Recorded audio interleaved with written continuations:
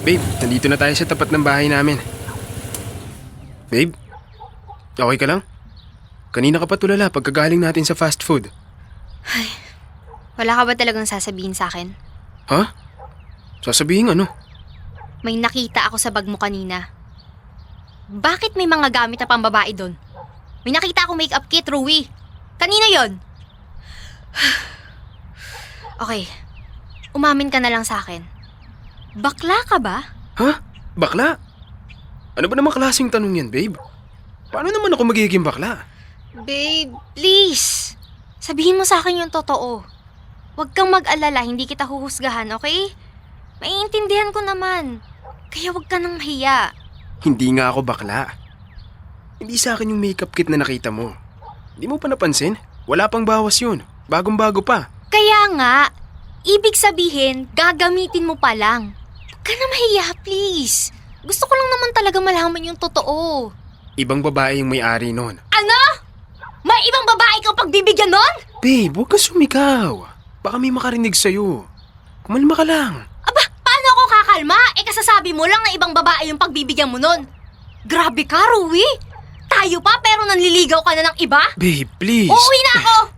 Kung sino man yung babaeng pagbibigyan mo ng makeup, doon ka na! Sa kanya ka na, okay? Buisit. Bakit ba kasi nakita pa niya yung makeup? Anak, si Kira ba yung narinig ko kanina? Siya nga po, ma. O nasa na siya? Umalis na po. Bakit aalis? Malayo bahay nila, di ba? Hindi mo man lang hinatid. Galit siya sa akin, ma. Hindi lang basta galit. Galit na galit. Ay, baka nga makipag-break na sa akin yun. Bakit naman? Nag-away ba kayo? Nakita niya sa bag ko yung makeup na in-order sa akin, ma. Akala niya ba may iba kang babae? Ganun na nga po. At hinayaan mo lang siya na isipin niya yon. Paano ko naman po kasi ipapaliwanag sa kanya na nagbebenta ako ng beauty products, ma? Bakit ka kasi magpapaliwanag? Hindi naman kailangan eh. Basta sabihin mo lang sa kanya yung totoo. Kesa naman masira yung tingin niya sa'yo. Sira na nga po eh. Ako na lang ang kakausap sa kanya kung hindi mo kayang sabihin. Ma, wag na. Ako nang bahala kumausap sa girlfriend ko. Sure ka ha? Ayusin mo yan. Boto pa naman ako sa kanya. Sige na po, ma. Sabihin mo na sa kanya yung sikreto natin. Ma naman. Bakit ba? Wala namang masama sa pagbebenta ng beauty products Bagay na bagay nga sa'yo yun kasi gwapo ka. Malakas ang dating mo. Tama na po yan, ma. Pumasok na po tayo.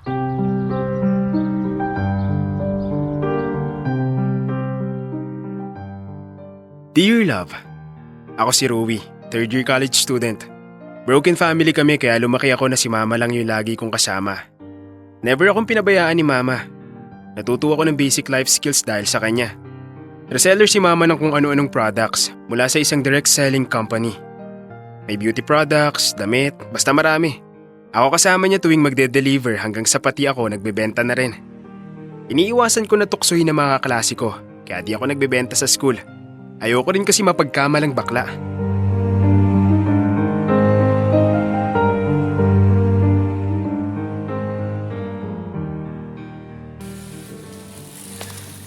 Babe, mag-usap naman tayo. Huwag mo nga ako sundan. Wala na tayong dapat pag-usapan. Babe, meron. Hindi pa naman tayo hiwalay, di ba? Hindi pa, pero papunta na rin doon. Eh di hindi pa nga. Kulit mo naman eh. Usap muna tayo, please. May sasabihin lang ako. Kung may sasabihin ka, kagabi mo pa sana sinabi bago mo ko hinayaang umuwi mag-isa. Kahit 5 minutes lang. Ano ba kasing sasabihin mo? Yung tungkol sa makeup na nakita mo sa bag ko. Bakit? Aaminin mo na kung kanino yon? Aba, mabuti naman.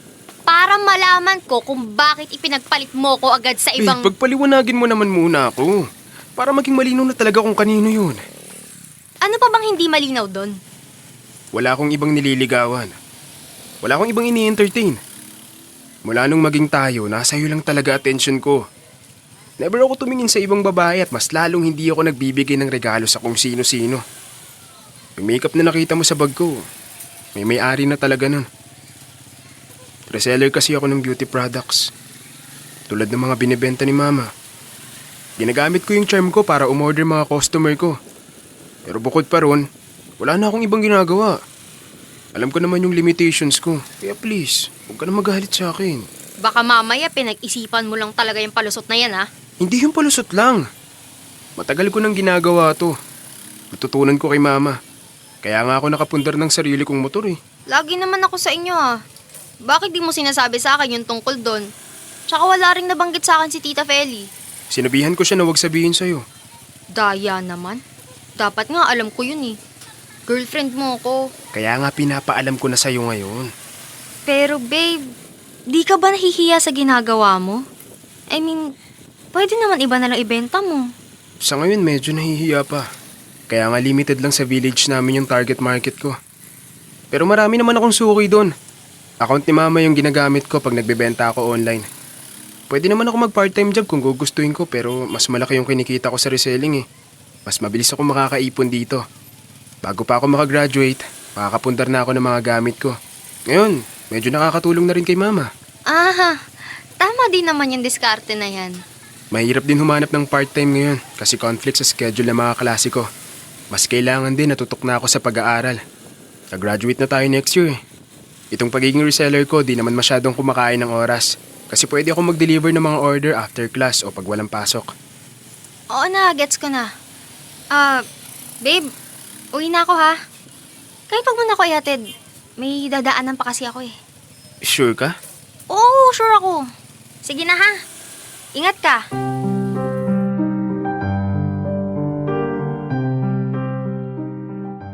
Medyo off yung araw na yun para sa amin ni Kira.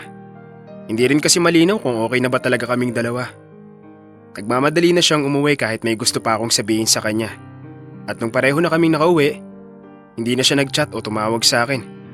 Hindi na rin siya nagre-reply sa messages ko, kaya napaisip ako kung ano kayang problema. Hanggang sa naisip ko yung sinabi ko sa kanya tungkol sa pagiging reseller ko. Doon ko naalala na parang hindi niya nagustuhan yung idea.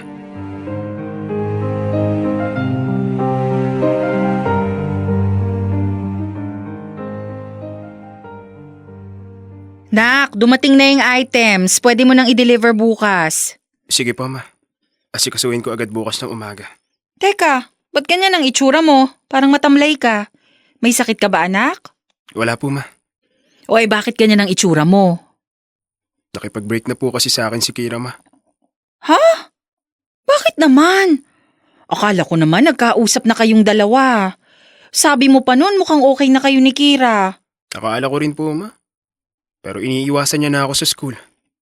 Hindi niya rin sinasagot mga text at tawag ko.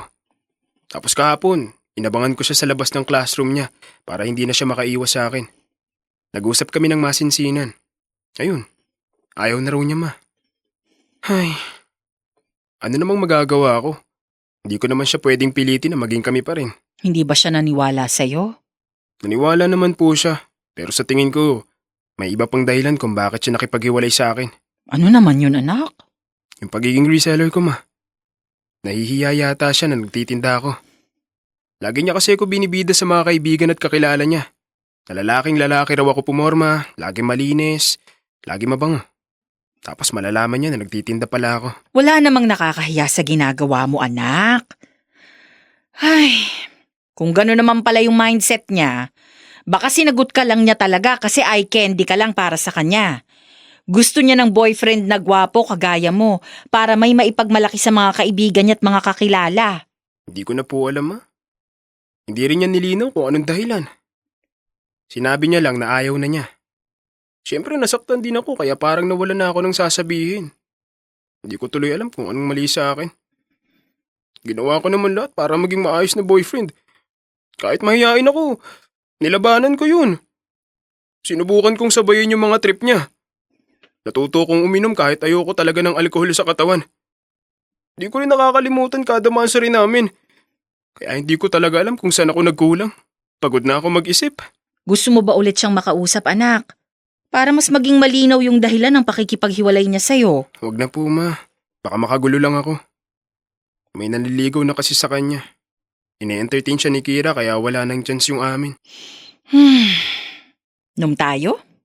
Naman. Bawal ka sa alak, di ba? Ngayon lang naman. Gusto lang kitang damayan. Nadamayan niyo na ako ma. Di na kailangan ng alak. Tsaka okay lang naman ako. Okay lang ba yung namumula yung mga mata?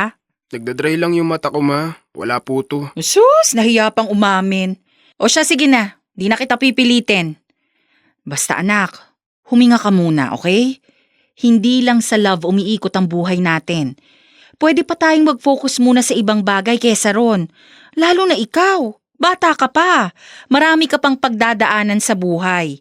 Kaya sana anak, huwag kang panghinaan sa mga ganitong pagkabigo.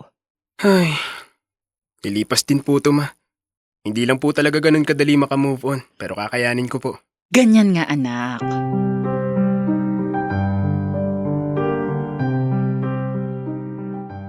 Yung pagiging reseller ko ang naging dahilan kung bakit natuto akong magnegosyo pagkatapos ko ng college. Hindi na lang beauty products yung inaalok ko nun. Nakakabenta na rin ako ng appliances, furniture, at kung ano-ano pa. Kaya mas madali na ako nakaipon. Hanggang sa naisipan na namin ni Mama na magkaroon ng sariling store. Hindi ko akalain na magbo-boom yung business namin ni Mama sa loob lang ng ilang taon. After 5 years, na-achieve ko agad yung pangarap ko na maiparanas kay Mama yung maalwang buhay. Medyo marami pa akong pinagdaanan nun bago ko na-achieve yung dream job ko. Bago ko kasi abutin yung pangarap ko para sa sarili ko, tinupad ko muna yung para sa nanay ko.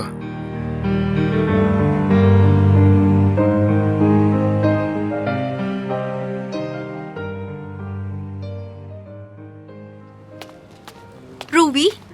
Uy, ikaw nga! Kira, ikaw pala. Di ko akalaing makakasalubong kita rito. Ako rin eh. Tagal na nating di nagkita. Kumusta ka? Okay naman. Ikaw lang ba mag-isa o may kasama ka? Kasama ko si Mama. Ah, wala ka pa rin girlfriend? Grabe, ang gwapo mo pa rin. Tsaka ganda ng katawan mo ah. Fit na fit. Nag-gym ka siguro no? Oh, madalas ako sa gym. Wow, grabe. Parang di ka nasistress sa buhay ah. Laki na siguro ng sweldo mo. Hindi naman. Sakto lang. Natuto lang ako mag-business ng maaga kaya yun yung main source of income namin ni Mama. Wow, talaga? May business ka na? Oh, supplier kami ng kung ano-ano. Ang galing naman. Parang dati lang reseller ko pa ng mga beauty products. Kaya nga, buti na lang talaga. Di ko kinahiya yung pagbebenta noon. Yun kasi yung nakatulong sa akin para makatapos ng college at makaipon agad. Kaya bago ko pa i-pursue yung career ko sa engineering, kampante ako na okay na si Mama. Na hindi na niya kailangan magpagod ng sobra para makasurvive kami. Ang swerte mo naman. Grabe, baka talaga, Rui. Bigating ka na. Hindi pa naman. Humble mo naman. May business ka na nga eh. Galing no? Doon ka rin pala talaga magiging successful. Tama ka.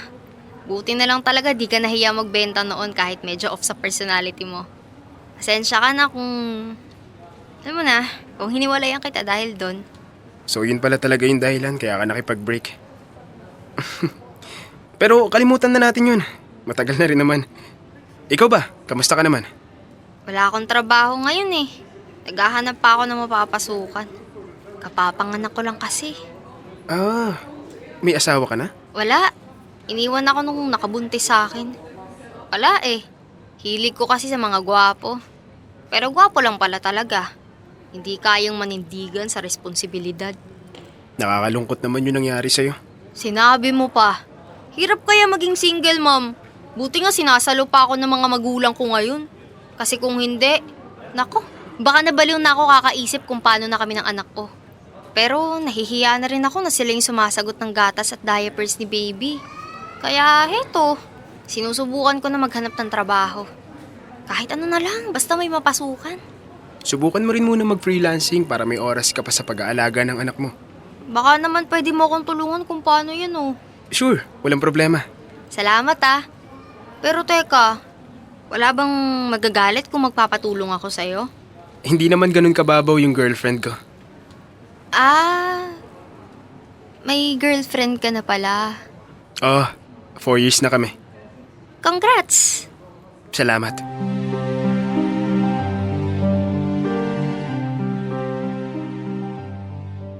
Dear Love, naramdaman ko naman yung pagsisisi ni Kira sa ginawa niyang rason ng paghihiwalay namin noon. Pero wala na sa akin yun. Masaya na rin naman ako sa love life ko. At higit sa lahat, masaya yung nanay ko sa mga nangyayari sa akin. Tinulungan ko pa rin si Kira na magkaroon ng trabaho. Hindi naman yung naging problema sa girlfriend ko dahil pareho kaming soft-hearted. Nahihiya si Kira sa amin pero nilunok na lang niya yung pride niya para sa anak niya. Wala namang masama sa pagtulong sa taong minsan na ring naging dahilan ng pagkabigo mo. Hindi mo kailangan gumante para maging patas kayo. Ang totoo kasing kabutihan, hindi lang dapat nakadepende sa kung paano ka nila tinrato.